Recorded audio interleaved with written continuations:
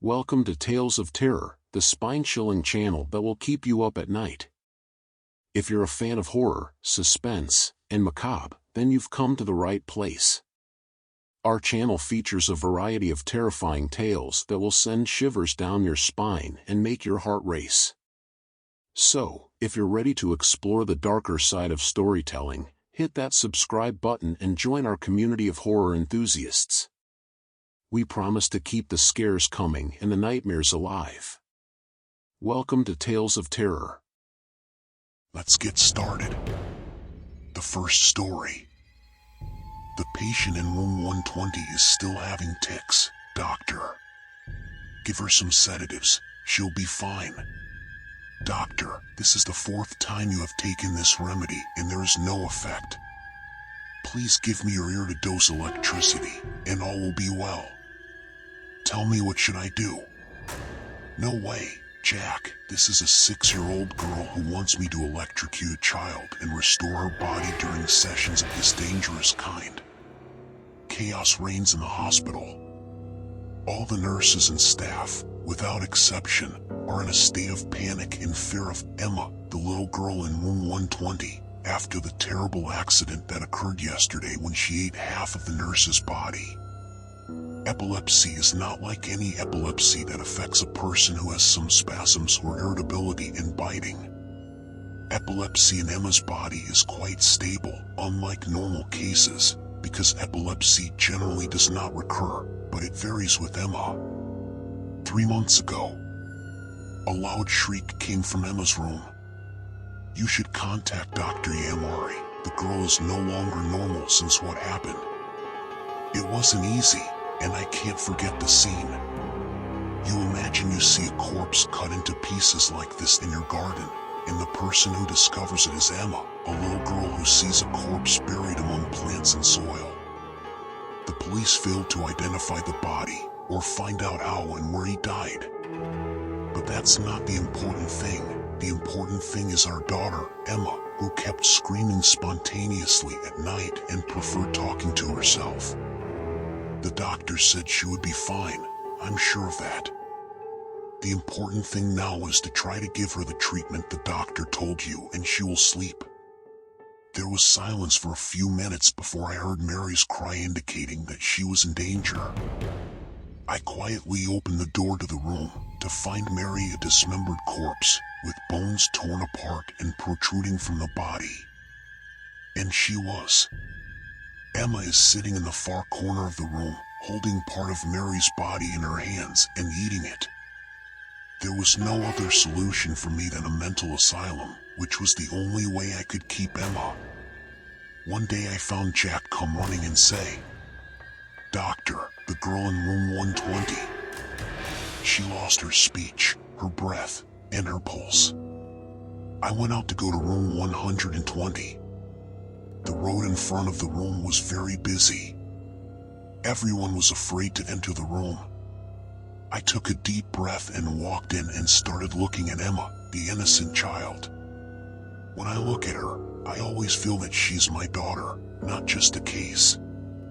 Her breath stopped, and her pulse stopped. The nurse approached her and started to take her out quietly, when Emma suddenly opened her eyes, and blackness gathered. And she attacked the nurse fiercely and ate a large piece from the nurse's body, who immediately lost consciousness. Fear and horror, and without introductions, Jack started yelling at me, saying, "I did not tell you to electrocute her.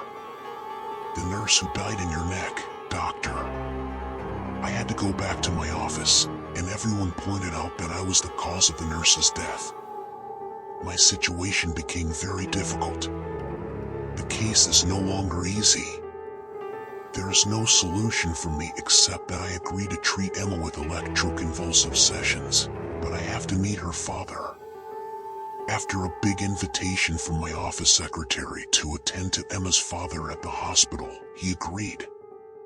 It was the first time I saw Emma's father. It is strange that he did not come to his daughter in the hospital. Why is there a reason? While he was checking the newspaper, I asked him why he didn't come to the hospital and he hesitated not to come. He began to evade the question, but his eyes betrayed him. I took hold of his hand, which was trembling as he held the pen, and began to look into his eyes, which were all filled with fear and terror. I asked him again what she went through before she was like this and killed her mother. About 4 months ago, we found a dead body in the garden of the house that Emma discovered, and since then she has been in this state. No, I know that this topic is written in the file. I'm sure you're hiding something you can say, and nothing will ever be official. I want to help her. Please kill her, don't make her happy. This is not my daughter. This is a beast. Actually, Emma is not my daughter.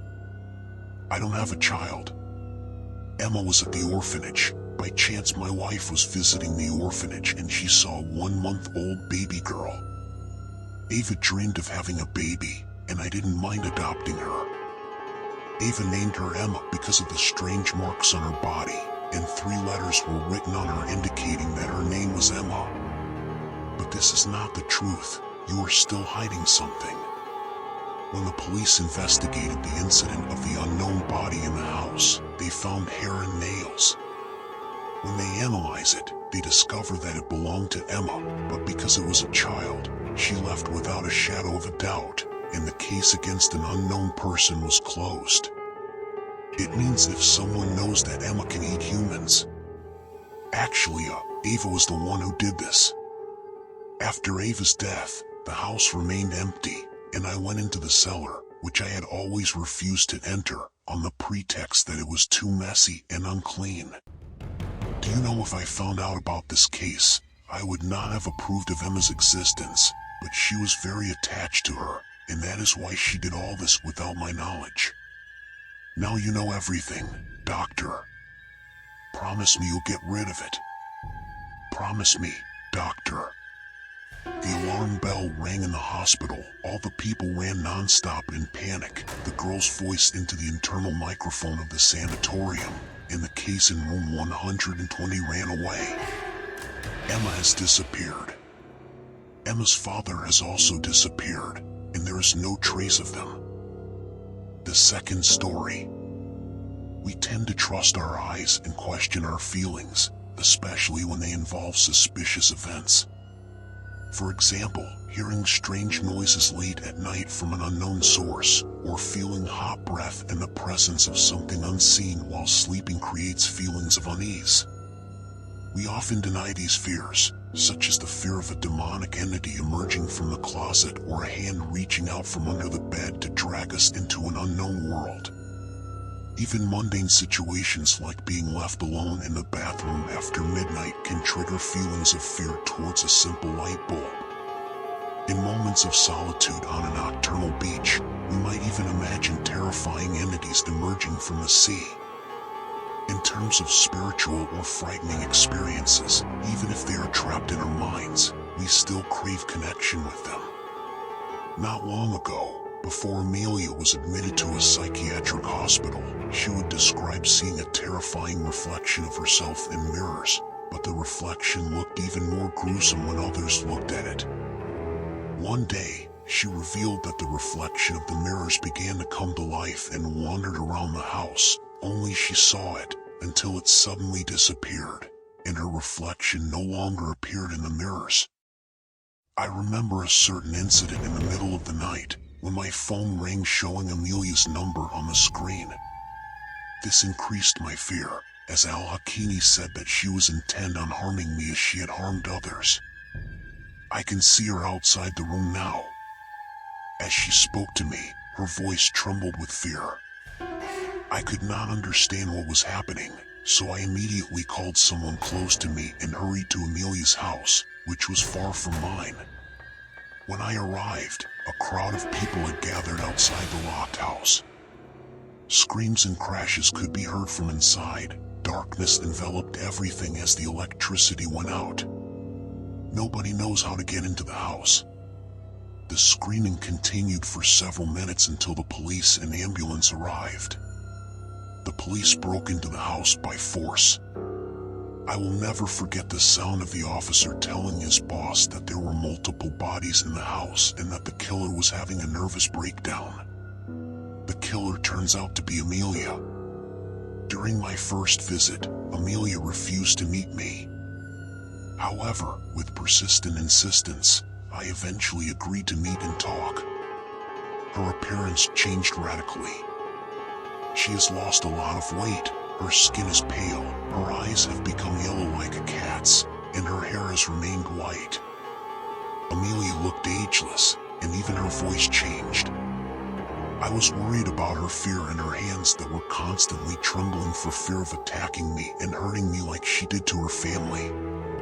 But all my fears were dispelled when she spoke and revealed, "Don't believe the claims that I didn't kill anyone." She appeared to me again in mirrors, her eyes emanating evil. The lights went out, and I couldn't see anymore. Anything. All I heard were the cries of my father, followed by the cries of my mom. Then my little brother. Suddenly, she appeared out of nowhere while I was hiding under the bed. With a horrified smile on her face, she vanished, leaving him speechless and stranded. Please, do not believe anyone else. With each visit to the sanatorium, my thinking became more and more difficult, and my soul was tired. I could not bear to see Amelia in this condition, and always marveled at her reflection in the mirrors. Curiosity consumed me. I stood in front of the mirrors, moving my hands and my body, trying to overcome my fear. Nothing unusual happened. Then, for a brief moment, I lost control. I didn't raise my hand, but the reflection in the mirrors did. Back at Laura, the reflection remained still and still. As I watched, my body was completely paralyzed as the reflex began to move, like a baby taking its first steps. Suddenly and without warning, she bumps her body into the mirrors, as if desperately trying to escape, without realizing how. In that moment, I found the will to move and breathe freely. I tried to deny what had happened, so I washed my clothes and went back to my room. Exhausted from the long journey, I drift off to sleep, reflecting on the events and denying their reality. I suddenly woke up, feeling a touch on my body. I quietly opened my eyes and caught a glimpse of a fast-moving silhouette in the room. She reached carefully for my phone, hoping I would find nothing, but then I discovered her standing in the far dark corner, the vacant and most ominous corner, to my dismay. She looked like me, but her features were terrifying. I closed my eyes and reopened them, only to find that he was gone. Taking a deep breath, a piercing cry echoed from my mother's room. When I approached the door, there was no response from my mother. Blood seeped out from under the door, causing me to retreat in shock. Laura ran to the door, and the room plunged into darkness as the power went out. I was left disoriented and unable to locate the door or find a way to escape. My brother's screams echoed and woke the residents of the house, who started knocking hard on the door. Guided by the throbbing sound, she opened the door. Everyone stared at me with terrified expressions, turning away from me. I couldn't understand what was so worrying. Someone's voice says that she killed someone inside with blood on her body and a knife in her hands. No, I didn't kill anyone. Believe me, Jack. Even if you don't believe me, at least believe Amelia's words. I know it's hard to accept the fact that we both spent 7 years in a mental and psychiatric institution, imprisoned for life, accused of killing our parents. However, what I am sure of is that you will try to see the situation in a different light. It was a nice roll, Monka, with you and Amelia, but I hope next time you drink Nescafe because this is Nescafe number 5. I order it for you and you pour it. Nescafe here is very expensive. Hospital cafeterias are weird, aren't they or what, Amelia?